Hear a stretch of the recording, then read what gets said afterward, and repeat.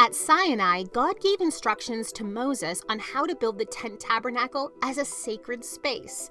Within the tabernacle, there was to be an even more sacred space, the Holy of Holies, that would contain a gold-covered box, the Ark of the Covenant. To understand what God was communicating to his people, it's necessary to look at their culture of the time, that of Egypt's new kingdom. When we do, we discover that Egypt had many parallels to the Ark. The Bible does not call the Ark of the Covenant by the same word as the Ark of Noah or the Ark basket of baby Moses. Instead, it uses a word that means coffer, chest, or coffin. In Egypt, a coffin wasn't just a place to inter a dead body. It acted like a substitute body for the spirit of the deceased, a place they could return to. There are Egyptian boxes that were ceremonially wrapped in a red cloth, just like the Ark was. And with the discovery of the undisturbed tomb of King Tutankhamun, a perfectly preserved Anubis chest was revealed.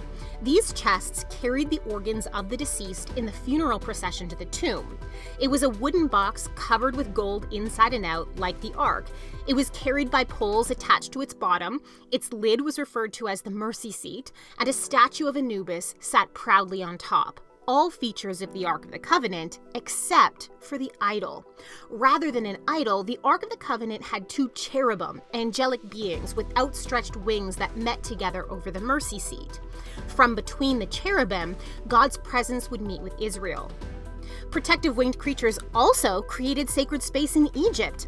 There are multiple examples of Egyptian winged goddesses, protectors of the divine with outstretched wings whose tips touch. So, what does all of this mean?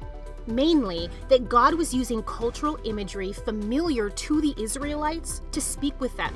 Rather than being just another one of Egypt's gods, God was above all, sacred, as represented by the boxes, the tabernacle structure, and the winged cherubim, present to speak with Israel, as represented by the mercy seat, and greater than any image. There was no idol image of God.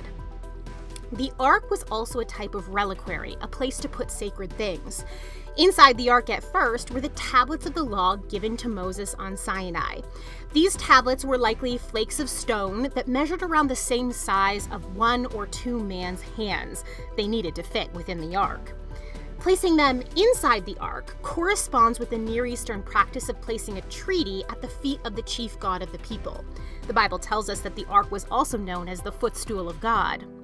These comparative studies show us that God chose to use imagery that already symbolized issues of the divine to the Israelites, but he rearranged it to reveal himself. He didn't expect them to use his language right away. Instead, he spoke to them in theirs. Thanks for watching. Click the playlist on screen now to watch more spotlights. And if you want to read the full article, click the link in the description. You can always go to BibleDiscoveryTV.com for more videos, articles, and resources.